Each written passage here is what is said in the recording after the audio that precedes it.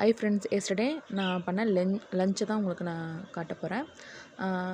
Beans, அதுக்கு தக்காளி and பச்சை மிளகா, கேரட்டு, உருளைக்கிழங்கு இதெல்லாம் நல்லா வாஷ் பண்ணிவிட்டு கட் பண்ணி எடுத்துக்கிட்டேன்.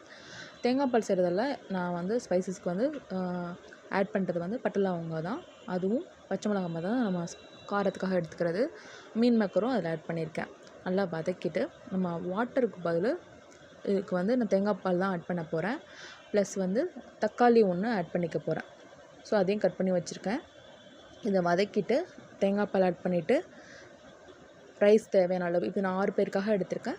அந்த ரைஸ் ஆட் பண்ணிவிட்டு 4 விசில் வச்சு எடுத்துக்க போகிறேன். ஓகேங்களா? இப்போ ஒரு ஸ்வீட் ரெசிபி பண்ணலான்றதுக்காக நான் எடுத்து வச்சுருந்ததை உங்களுக்கு காட்ட போகிறேன். முந்திரி திராட்சை நல்லா நெய்யில் வறுத்து எடுத்துக்கிட்டேன். ப்ளஸ் அந்த நெய்யிலேயே வாட்டர் ஆட் பண்ணிவிட்டு தேவையான அளவு சர்க்கரை ப்ளஸ் ஏலக்காய் தட்டி வச்சுட்டு அது ஒரு கொதி வந்ததும் நான்